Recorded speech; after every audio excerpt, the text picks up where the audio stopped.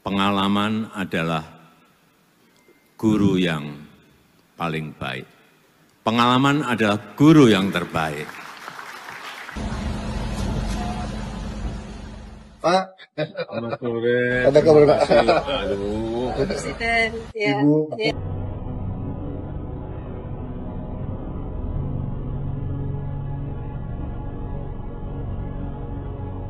Bagaimana kondisi kesehatan mantan Presiden Joko Widodo? Jawabannya tergantung kepentingannya apa. Kalau mau diperiksa polisi, ya Jokowi seperti dikatakan oleh para pengacaranya, ini sampai sekarang masih belum sehat. Masih dalam observasi dokter dan masih belum bisa bepergian.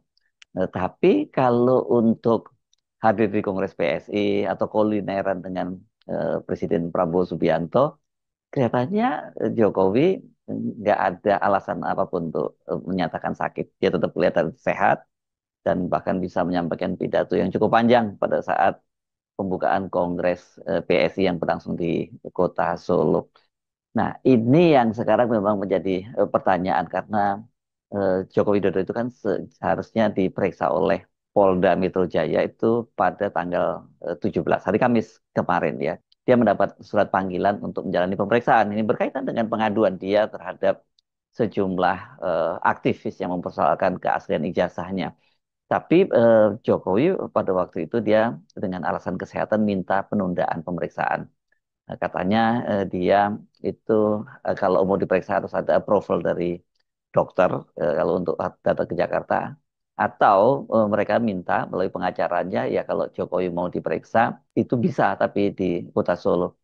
Tapi 2 hari kemudian ternyata Jokowi itu melakukan kegiatan yang sangat padat selama setidaknya sampai 3 hari ya, Sabtu, Ahad, dan Senin. Hari Sabtunya itu Jokowi hadir di Kongres PSI dan dia menyampaikan eh, pesan-pesan kepada kader PSI dan pada pidato itu kan dia menyampaikan bahwa dia akan all out untuk membesarkan PSI dan dia yakin PSI ini akan bisa menjadi partai yang besar apalagi kemudian logonya sudah diubah dari tangkai mawar merah kemudian menjadi gajah merah dengan kepala yang terpotong.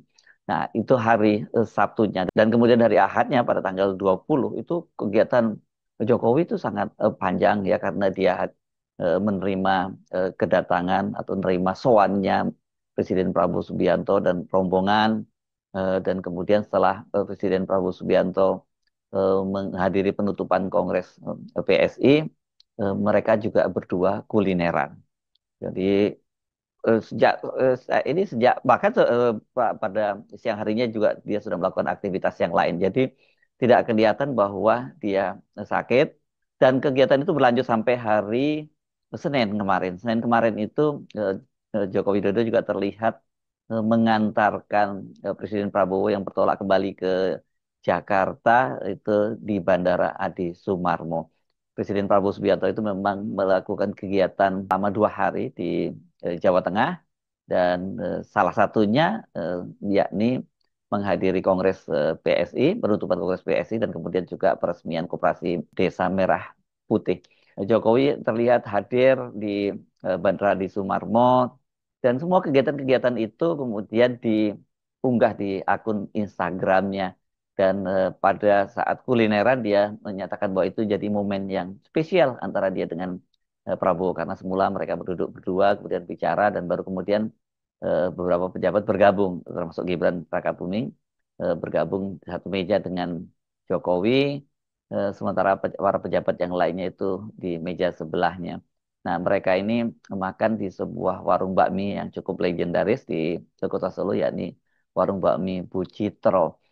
Karena itu kemudian orang bertanya-tanya, Jokowi ini sehat atau sakit dan kemudian apa sebenarnya permainan apa yang sedang dia perankan sekarang ini? Karena bagaimanapun juga soal sakitnya Jokowi ini kan masih menjadi teka-teki karena Jokowi ini sendiri melalui ajudannya dia selalu menyatakan bahwa dia tidak sakit. Dia hanya menderita alergi. Setelah dia pulang dari Vatikan pada April lalu, Jokowi kan pada April lalu itu diutus oleh Presiden Prabowo sebagai utusan pemerintah untuk menghadiri atau menyampaikan duka cita dari pemerintah Indonesia atas wafatnya Paus. Sepulang dari Vatikan itu kan kemudian dia terlihat menderita penyakit kulit dan kepada media ajudannya menyatakan bahwa Pak Jokowi itu tidak sakit ya, hanya alergi. Tapi kalau melihat kondisinya pada waktu itu memang kelihatannya dia sakit, apalagi kemudian kondisinya tampak memburuk, bercak-bercak di wajahnya yang putih makin terlihat, dan setelah itu dia pergi keluar kota menghilang cukup lama dengan dalih pada waktu itu dia menemani anak dan cucunya berlibur. Banyak spekulasi yang menyatakan bahwa kondisi kesehatannya memburuk dan dia sehingga kemudian dia dengan dalih berlibur itu sesungguhnya dia berobat dan diketahui kemudian ternyata Jokowi itu berada di Bali dan beberapa hari atau satu pekan setelah dia menghilang tanggal 26 Juni itu dia kemudian muncul kembali dan terlihat dia mengunggah foto dan video ketika dia sedang bermain di pantai bersama dengan cucu-cucunya. Dan kemudian dia kembali ke Solo itu pada tanggal 12 Juli. Setelah sehari sebelumnya Polda Metro Jaya itu mengumumkan bahwa laporan Jokowi bersama dengan 3 laporan lainnya itu dinaikkan statusnya menjadi penyidikan. Artinya sudah ada tersangkanya dan yang cukup mengejutkan ternyata tersangkanya bukan hanya 5 orang seperti yang disebutkan sebelumnya oleh para pengacara Joko Widodo dilaporkan ke Polda Metro Jaya, jumlahnya menjadi 12 orang aktivis yang menjadi tersangka. Mungkin ini akumulasi dari 4 laporan yang dinaikkan statusnya karena dalam kasus dugaan ijazah palsu ini kan Jokowi dan 5 orang pendukung, 5 kelompok bukan 5 orang, ya, 5 orang pendukungnya itu kemudian melaporkan ke Polda Metro Jaya, ada 2 laporan di drop, dan kemudian 4 laporan lainnya, termasuk salah satunya laporan Jokowi itu kemudian ditingkatkan statusnya menjadi penyidikan. Dan akumulasi kelihatannya dari 4 laporan itu ada total 12 orang yang jadi tersangka dan surat perintah dimulainya penyidikan atau SPDP ke Kejaksaan Tinggi sudah dikirim. Dari situ sebenarnya harusnya Jokowi itu di atas angin ya dan tidak ada alasan bahwa dia menunda pemeriksaan dengan alasan kesehatan. Kan dia yang melaporkan. Biasanya eh, yang begini-begini yang mencoba mengulur waktu atau media sering menyebutnya mangkir itu ya mereka yang jadi tersangka. Jadi mereka kemudian meminta ditunda dan sebagainya. Macam-macam dalihnya bisa alasan kesehatan, bisa alasan teknis karena waktunya berbenturan dan sebagainya. Tapi yang jelas ini kalau yang melaporkan itu jarang sekali ini dia justru meminta penundaan. Nah, dalam kasus Jokowi kan harusnya dia yang paling bersemangat kan. Kenapa? Karena laporannya sudah ditindaklanjuti oleh polisi dan kemudian sudah ditingkatkan statusnya menjadi penyidikan. Tapi kan kita tahu petanya sekarang ini sedang berubah. Meskipun para aktivis ini statusnya dinaikkan, tapi secara opini publik mereka itu berada di atas angin. Ya, banyak orang sekarang ini kalau Anda amati di media sosial dan itu juga dikonfirmasi oleh Drone Emprit bahwa orang semakin yakin bahwa ijazahnya Jokowi itu palsu. Dan ini saya kira situasi yang tidak menguntungkan juga bagi Polda Metro Jaya kalau dia terus memaksakan mereka para aktivis yang dilaporkan itu menjadi tersangka karena ya kemudian muncul stigma, muncul penilaian, maksud saya bahwa Polda Metro Jaya itu melakukan kriminalisasi terhadap para aktivis dan kemudian mereka masih masih centengnya Joko Widodo. Jadi secara opini publik untuk Jokowi juga meskipun mereka menjadi tersangka tidak menguntungkan. Yang kedua bagi Polda Metro Jaya ini kalau kasusnya berlanjut juga secara opini publik juga sangat merugikan. Padahal kan harusnya dengan situasi semacam ini mereka-mereka ini termasuk Jokowi berkepentingan untuk kasusnya segera beres, kemudian dinyatakan P21 dan dilimpahkan ke pengadilan.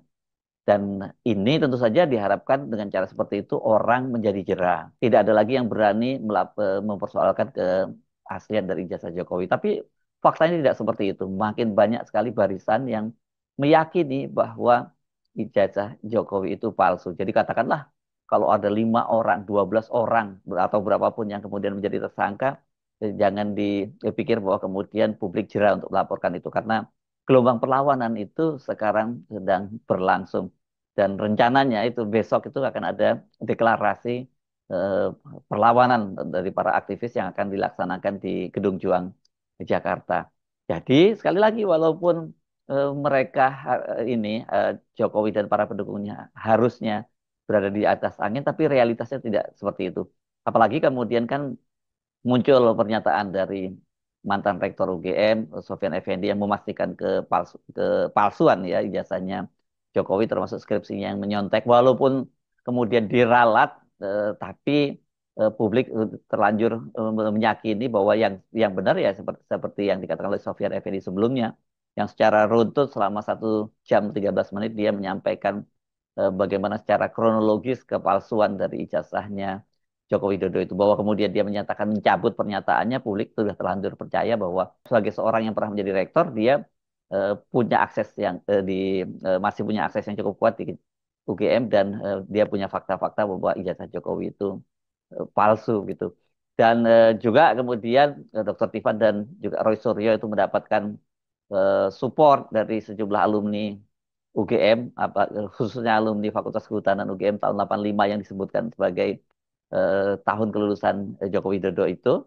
Mereka mendapatkan bendel ijazah asli dan dokumen-dokumen penunjang lainnya seperti rasit nilai dan sebagainya, yang kemudian secara akal sehat kita meyakini bahwa kalau mereka yang orang yang diklaim oleh Jokowi satu angkatan, yakni lulus pada tahun 85 saja, kemudian dia menyerahkan ijazah aslinya kepada Dr. Tifa dan Roy Suryo, ya berarti mereka merasa bahwa nggak kenal dengan Joko Widodo, dan karena itu mereka kemudian mensupport perjuangan dari Roy Suryo, Rismond, dan juga Dr. Tifa ini sebagai sesama alumni. Jadi mereka cukup pede berhadapan dengan Joko Widodo kalau toh kemudian kasusnya ini bergulir ke eh, pengadilan misalnya.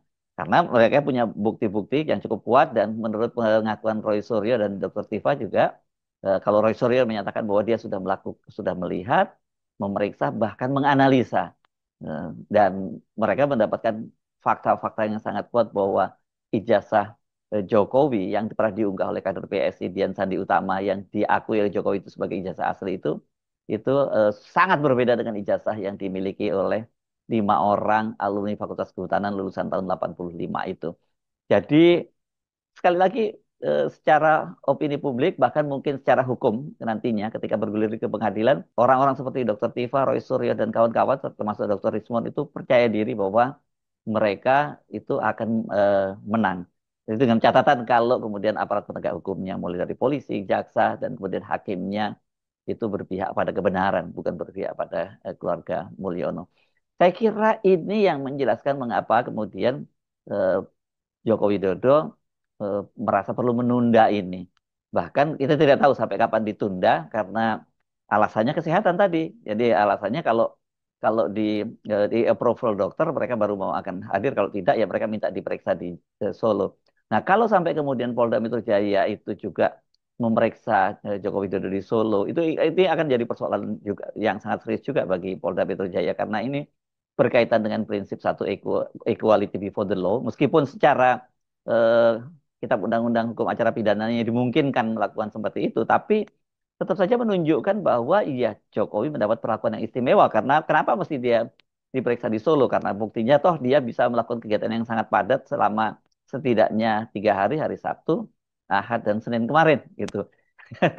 Jadi eh, ini sangat menarik kalau kita amati sampai kapan ya Jokowi akan menunda itu. Apakah dan kemudian kalau ditunda, bagaimana kelanjutan kasus ini? Ini yang saya kira sekarang ditunggu-tunggu, karena memang agak aneh sekali lagi kalau orang yang melaporkan dan kemudian dia malah justru mendelay, menunda-nunda pemeriksaan. Harusnya Jokowi paling bersemangat dong ya, begitu tahu bahwa kasusnya sudah ditingkatkan jadi penyidikan.